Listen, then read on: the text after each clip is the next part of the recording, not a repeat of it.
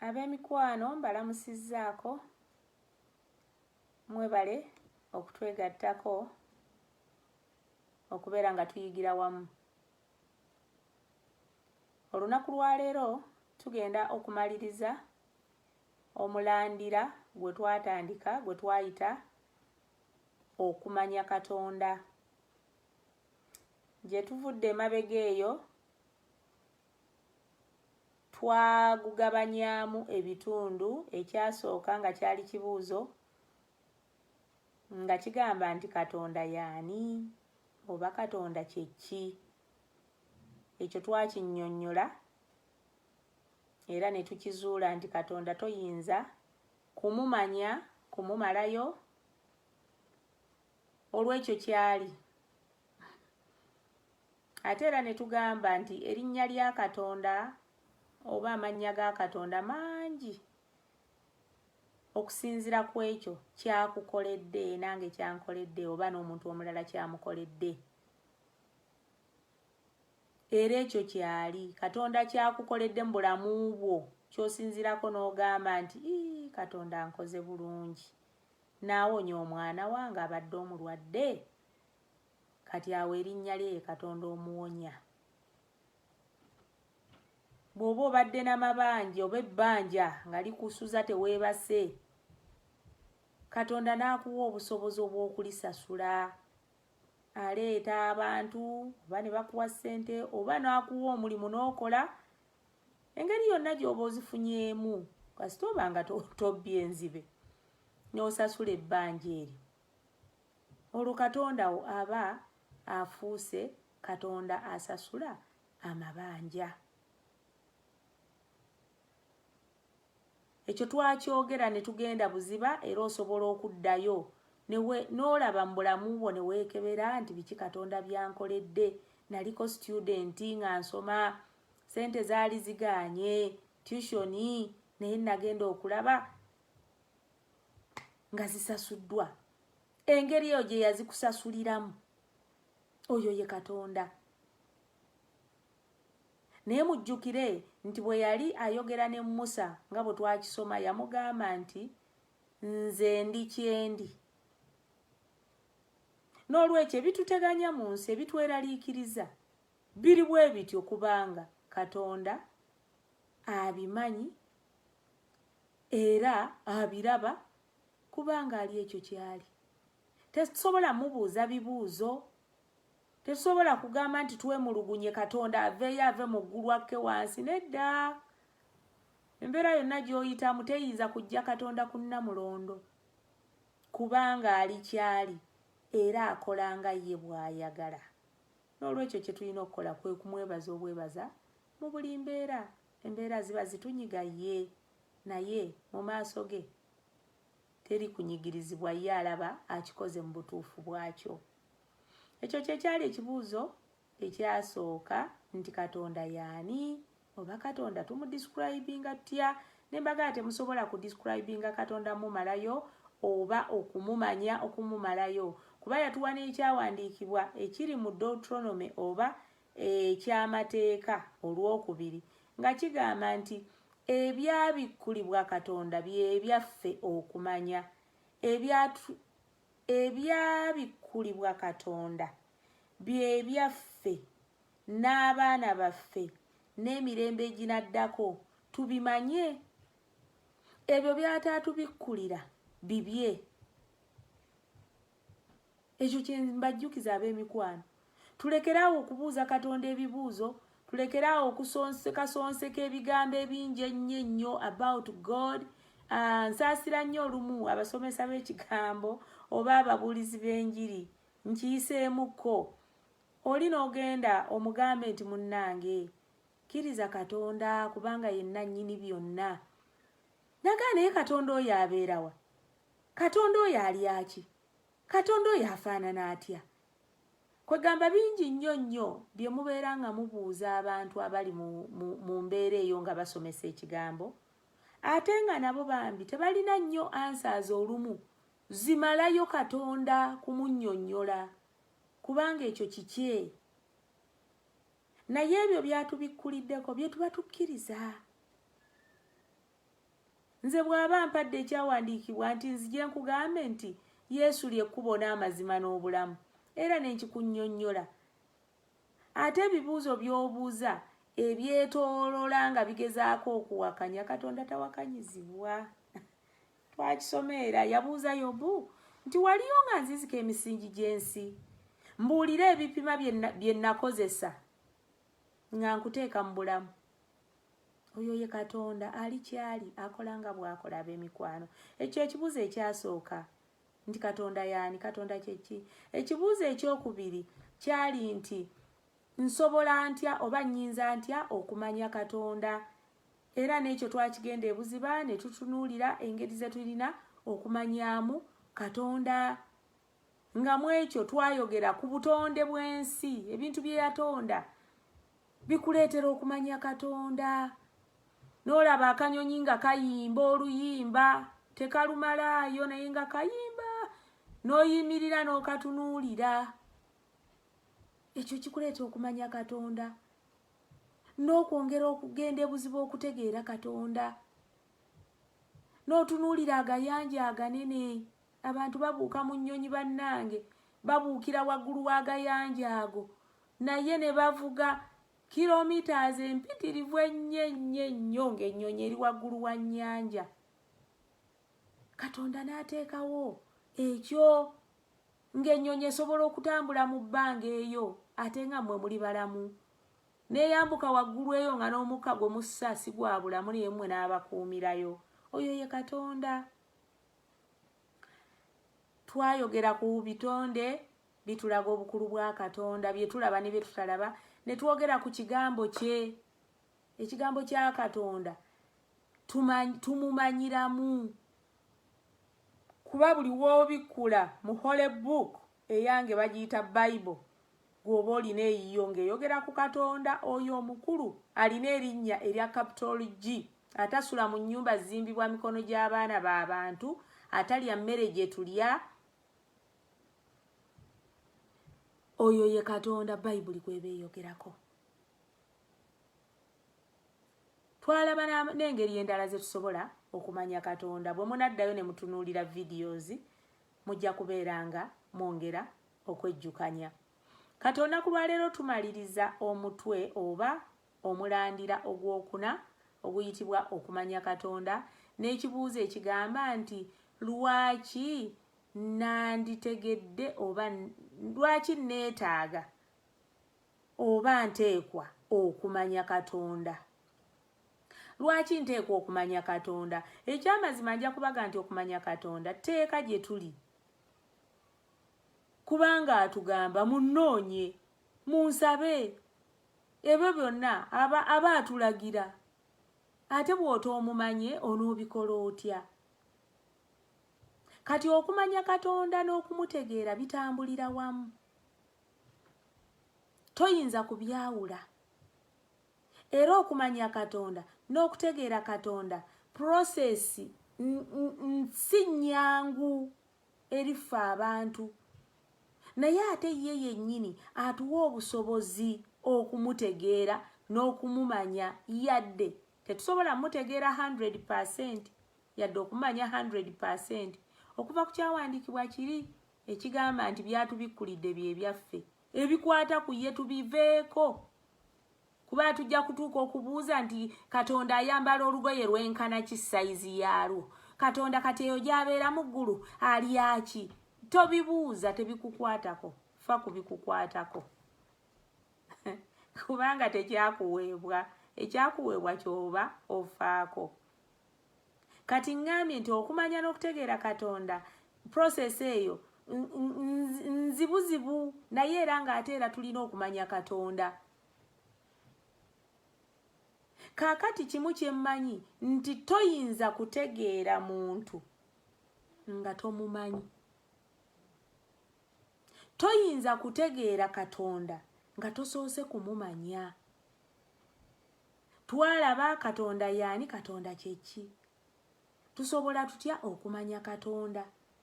Ebyo byonna ne tubimanya. Kaakati Katonda twetaaga okumutegeera, tulina okumutegeera. Lwaki tulina okumutegeera? kubanga tumumanyiiko kye tumumanyiiko. Ekyo ekitono ky'omumanyiiko era kyakwagala omumanyiiko kuba kyakubikkulidde.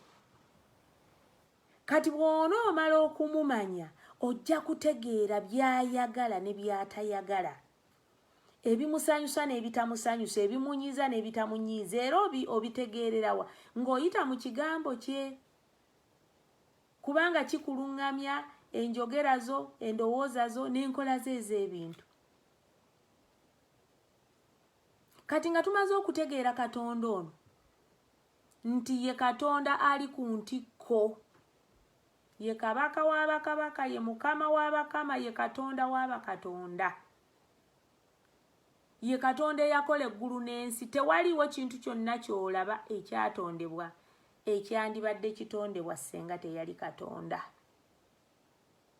Ate era senga si Katonda oyo, senga ebintu ebyo bye yatonda tebiriiwo, kubanga ye yalina obuyinza ku kutonda oba okubiwa obulamu, kubeerawo kw'ebintu ebyo nga bikyali biramu, ate era n'enkomero y'ebintu ebyo Katonda yagirina. Y'ensonga lwaki tulina okumumanya n'okumutegeera. Buli lwofuna omukisa ogw'okumanya Katonda, ng'osomye ekigambo kye, ng'olabye ebikulu bye yatonda, ng'owuliriza abasomesa b'ekigambo, ate n'okigondera n'okiwa ekitiibwa, ojja kubeera nga oganyulwa mu Katonda, ate tojja kubanga osigala kyekimu. Katonda ayagala tumumanye, tumutegeere, kubanga yali ku ntikko ya buli kintu. Katonda ayagala tumanye tumutegeere kubanga yeye byonna mu byonna. He is all in all. He begins, he ends. He creates, he destroys. Ekyo temulabanga kyewuunyisa. He is everything. And his word is final. Bayibuli etuyigiriza nti ekigambo kya Katonda kiriye era amiina. Tekigattibwako, tekitoolwako. Bwakireese bwakyagala. Bwakituma okukola omulimu, tekikomawo nga tekikoze mulimu gwakitumidde. Oyo ye Katonda gwe tulina okumanya n'okutegeera. Abantu boogera, ebigambo byabwe birimba, bivuma, bitunakuwaza, bitutta. Naye Katonda ekigambo kye bwe kityo bwe kiri. Kyo kyekikoze mu bulamu bwo, era osigala ng'oli ekyo kyayagala obeere. Mu kigambo kye Katonda mwakolera emirimu gye. Oba bwe tuddayo mu Genesis oba mu lubereberye tulaba nti ku lubereberye waliwo kigambo. Era ekigambo ekyo Katonda kye yakozesa n'atonda buli kintu. Bwe tusoma Bayibuli bwe ngamba nti n'agamba nti wabeerewo omusana ne gubeerawo. N'alagira wabeerewo ensolo ne zibeerawo. Akolera mu kigambo kye. Katonda ayagala tumumanye, tumutegeere, era tuwe ekigambo kye ekitiibwa. Ekigambo kya Katonda tukijjawa mu kitabo ekyo ekitukuvu kye tusoma Bayibuli, oba gwe olina ekitabo ekitukuvu ky'osoma nakuzzaamu amaanyi nti bw'oba okisoma nga kyogera ku Katonda atategeerwa, Bayibuli nga bw'emuyita. Katonda oyo abeera mu bufoofofo, Katonda ayambalirwa mu ngoye, Katonda gwe bazizika ekijinji, Katonda gwe bateeka mu kasonda k'ennyumba, Katonda gwe basibira mu kiwato. Bw'obanga kye kitabo ky'osoma oba bwe bubaka bw'ofuna eri abo Katonda gwe tusinza ye Katonda omuyinza w'ebintu byonna. Katonda awandiikibwa n'erinnya nga lirina capital letter. Katonda yakola eggulu n'ensi. Bwe tusoma ekyawandiikibwa ekiri mu Zabbuli 119 olunyiriri olw'ekikumi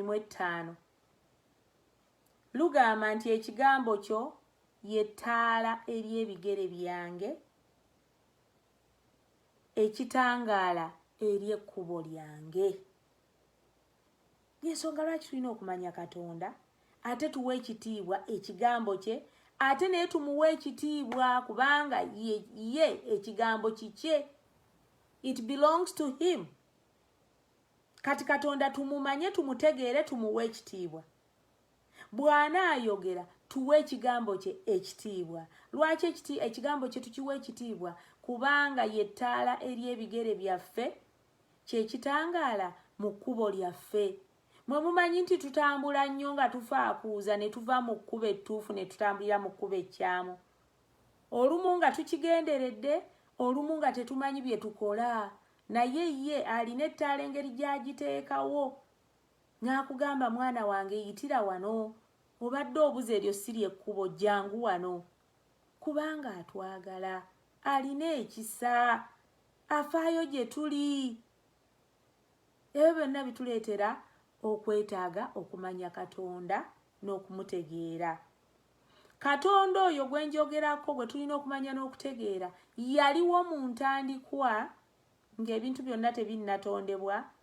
Waali kati nga gwe nange tuli bitonde ebitambula era ebirina obulamu n'ebirala ebitonde, ate era alibeerawo emirembe gyonna. Kitegeeza ki?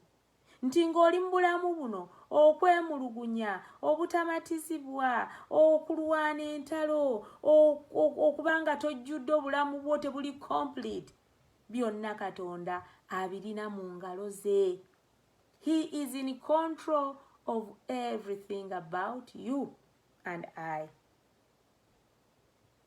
Teri muntu mulala ayinza kuga nti nze ndi mu control yo. Tutera olumu okuwaba n'agamba omusajja ono ancontrollinga nnyo ye bbaawe. Olumu omusajja n'agamba omukazi ancontrollinga nnyo. Omuzadde acontrollinga abaana. Omukozesa acontrollinga baakozesa. Ebyo byonna gwe bwe tulowooza, naye Katonda ali ku ntikko akugamba ki? Ekigambo kye kikugamba ki? He is in control of everything. Bye tulaba ne bye tutalaba. Olaba acontrollinga n'amagezi gaffe. Ebyo byonna ne by'ataatonda, emmotoka teyagitonda, muntu ye yagitonda. Naye ye yali mu control y'amagezi n'okumanya n'okutegeera eby'omuntu oyo akola emmotoka oba akola ennyonyi oba azimba agazimba aganene. Kati tulina okumanya Katonda, tumuwe ekitiibwa. Waliwo ekyandikibwa mu Jeremiah 29:11 oba Yeremiya 29:11 kigamba nti kubanga kansome mu Luzungu, for I know the plans I have for you, declares the Lord. Plan is to prosper you and not to harm you. Plan is to give you hope and a future. Nti nina enteekateeka, manyi bye nkutegekera. Nina enteekateeka ennungi gy'oli.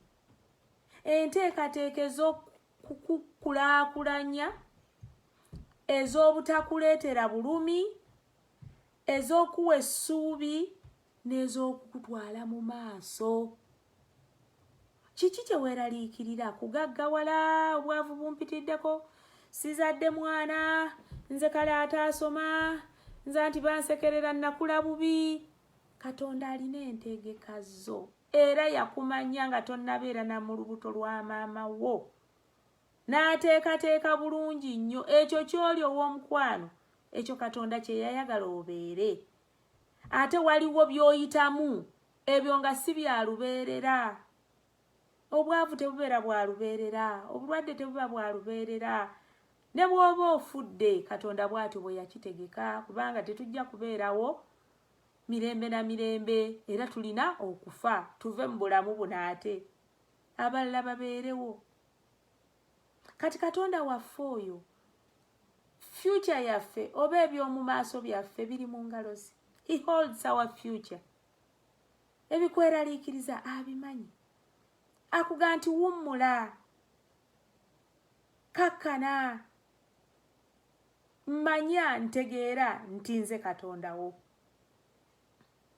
Katonda waffe yentandikwa yenkomerero. Ffe tubeera wakati awo. Era buli gwe lwolowooza nti Katonda takufaako takola ki ng'olwo ovudde mu lyato lye, kubanga ye yavuga eryato mwe tutudde tuli ku nnyanja nnene nnyo, tasobola kukkiriza lyato eryo kugwa mu mazzi ne tufa. Yakutte yinjini, bwe kiba kyakukwata nkasi yazikutte. Ffe kati tutudde peacefully, atutwale gy'atutwala, atusomose, atutuuse emitala weeri. Kubanga yentandikwa ate yenkomerero. Ekigambo kya Katonda bisuubizo byereere, atusuubiza.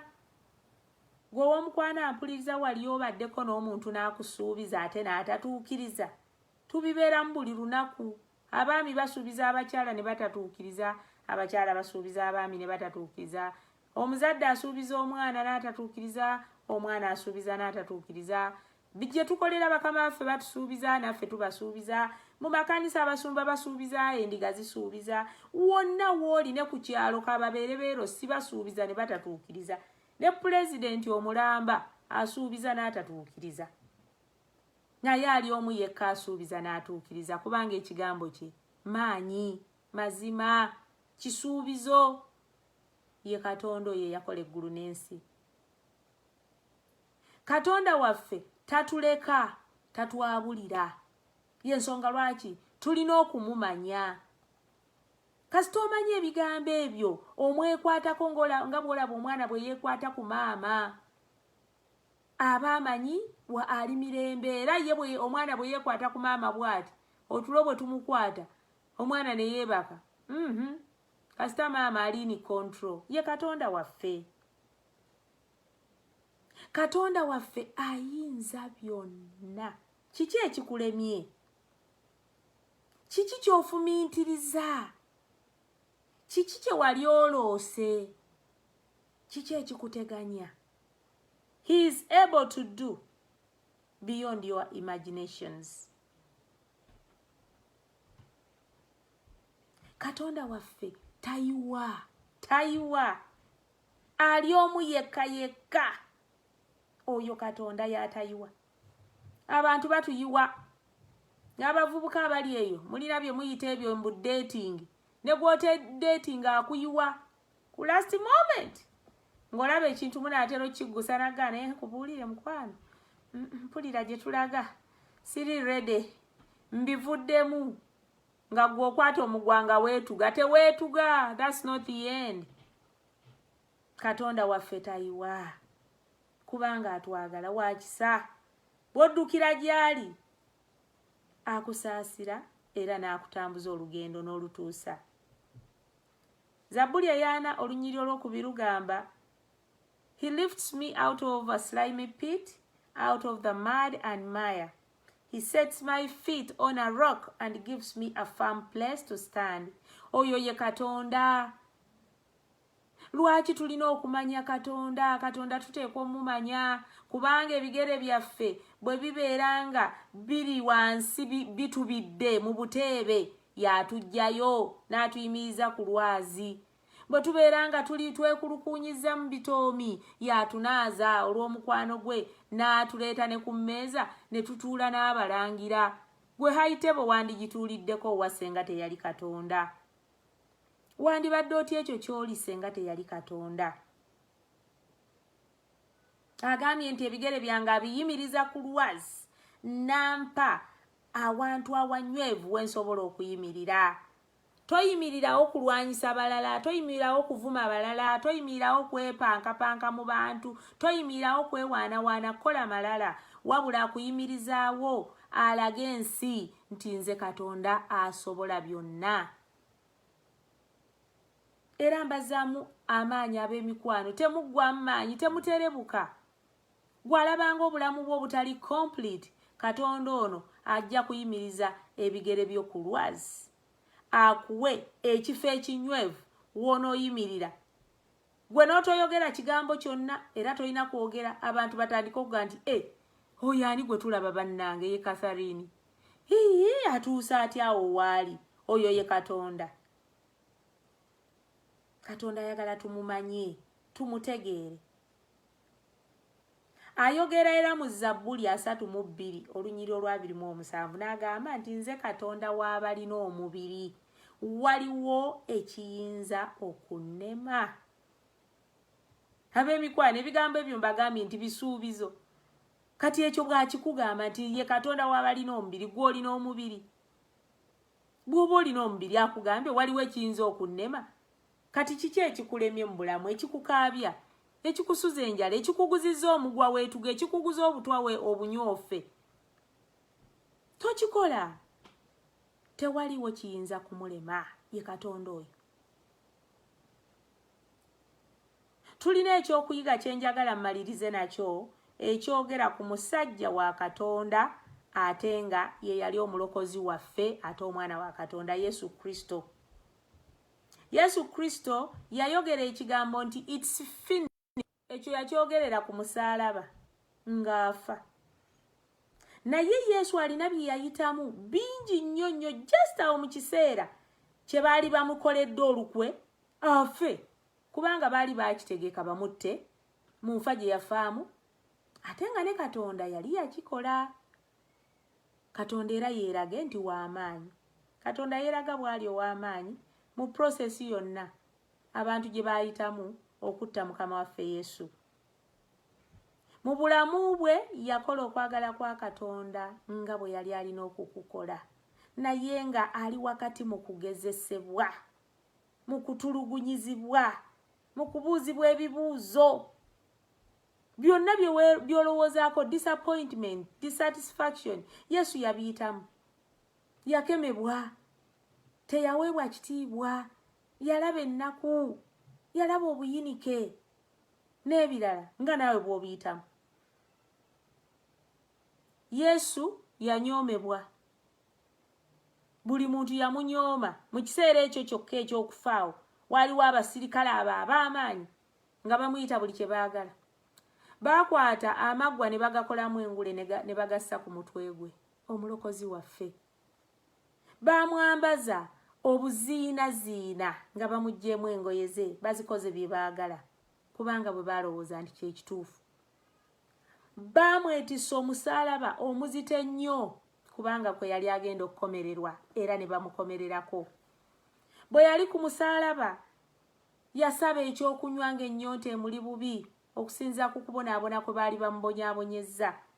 Baamuwa mwenge, ate nga bannyika mu bunnyisi bwe bati ne bakoona ku mimwa gye nga bwe bamulangira ebigambo ebitaliiyo. Ku musaalaba Yesu Kristo yayogera nti kiwedde. Olwo n'assa omukagwe n'afa. Okufa kwa Yesu kwali kwa nsonyi, kwali kwa nnaku.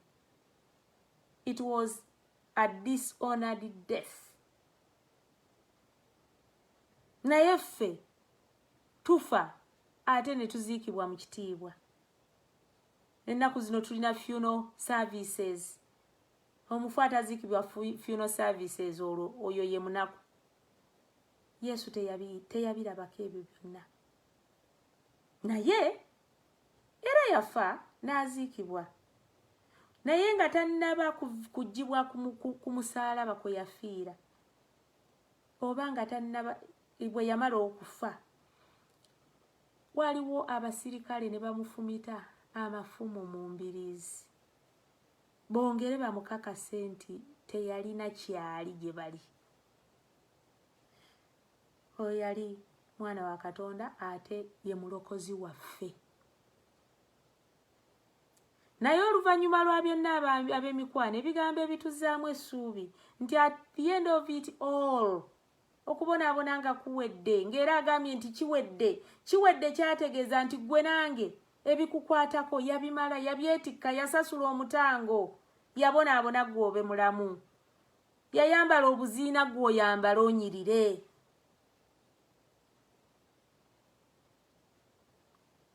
Baamugya ku musaalaba n'aziikibwa. Tusoma nti oluvannyuma lw'okuziikibwa yamala mu ntaana ennaku 3 n'azuukira, n'agenda mu ggulu, atudde ku mukono ogwa ddyo ogwa Katonda kitaffe ali mu ggulu, omuyinza w'ebintu byonna. Ali eyo alamula wamu ne taata we, ate nga bw'atuwolereza. Taata basonyiwe kubanga tebamanyi kye bakola, buli lunaku tusobya naye agamba basonyiwe, era Katonda waffe n'atusonyiwa.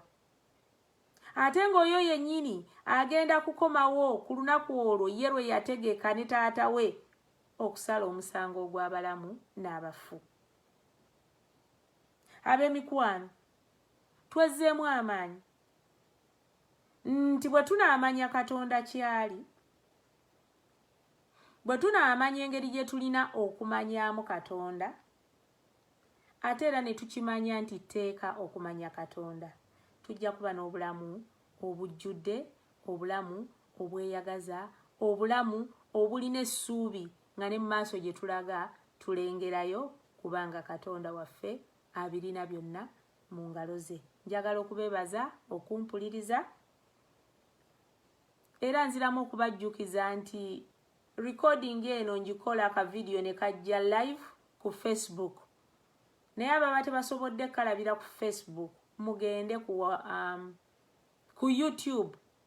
Byennyini bino byenteeka wano ne ku YouTube bibaayo, lwakuba ebyoku YouTube bijja Lwakuna, bino mbiteekawo ku Lwokusatu, biri ne bijja ku Lwokuna. Mwongere okuwuliriza muwookinge video eno. Muntandikwa nabagamba nti sibagamba nnyo mubiwulirize kubanga nze nsinga oba bye mbabuulira bye byonna mbimalayo, naye njagala tuyigire wamu kuba nange bwe mba mbasomesa nange mba njiga. Ate temulya mwekka, mugabaneeko n'abalala. Bw'obanga obirabye ku Facebook, bw'olabayo banna bali ku Facebook basharingire babeere nga bawulirizaako. Ate bw'obanga oli ku YouTube era kola ekintu kye kimu, share, comment and subscribe.